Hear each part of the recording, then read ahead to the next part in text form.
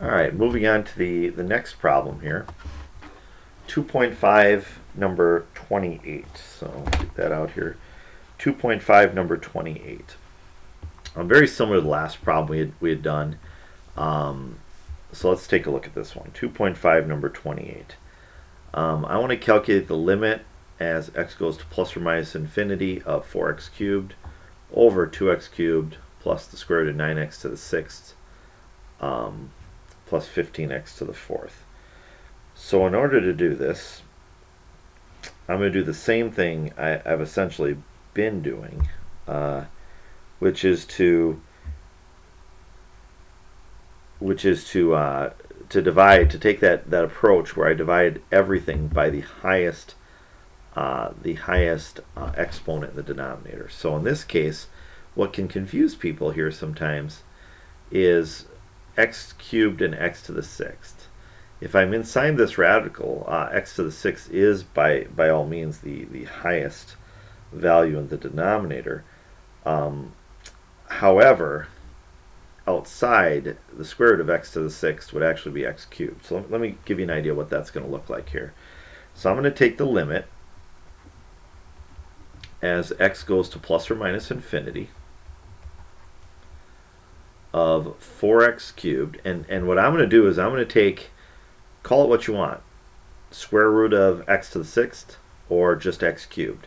They're the same exact thing, square root of x to the sixth or x cubed. So what I'm going to do is I'm going to take, on the numerator, I'm going to take 4x cubed, I'm going to divide it by x cubed, and on the denominator I'm going to take 2x cubed, I'm going to divide it by x cubed. But when I add in what's under the radical here, the 9x to the sixth is actually going to divide x to the sixth plus 15x to the fourth is going to divide x to the sixth. The reason why, again, is that square root of x to the sixth is equal to x cubed. So we actually are doing the exact same thing as what we expected. So we're going to write this out a little further. Limit as x goes to plus or minus infinity. And on the top, it just becomes 4.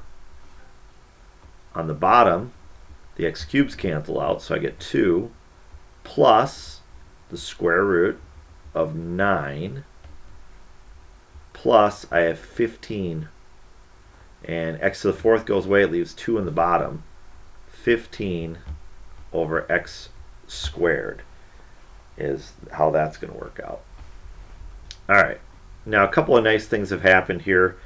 First and foremost, the 15 over x squared just goes to 0. So that's easy enough to spot there. So this thing is actually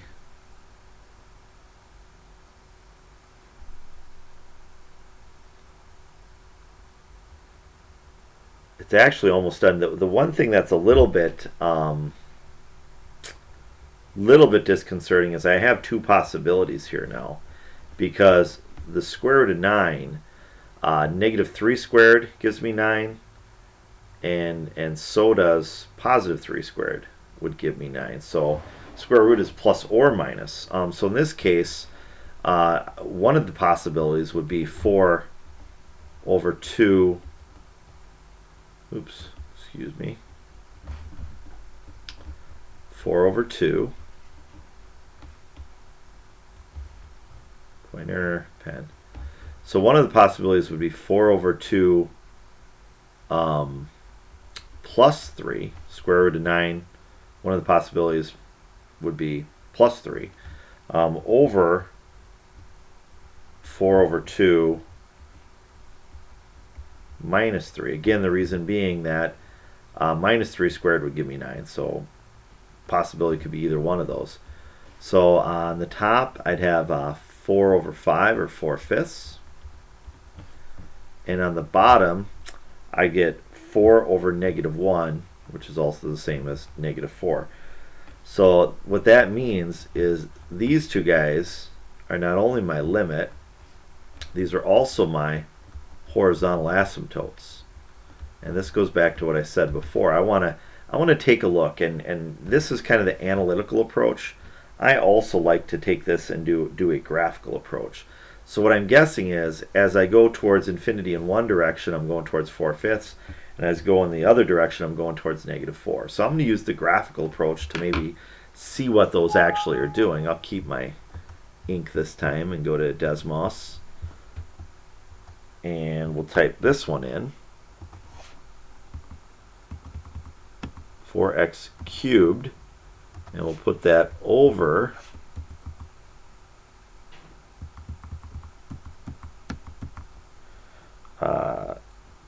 2x cubed plus the square root of 9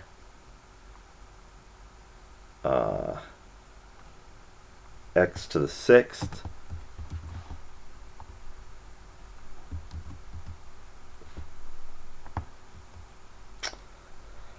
plus 15x to the 4th.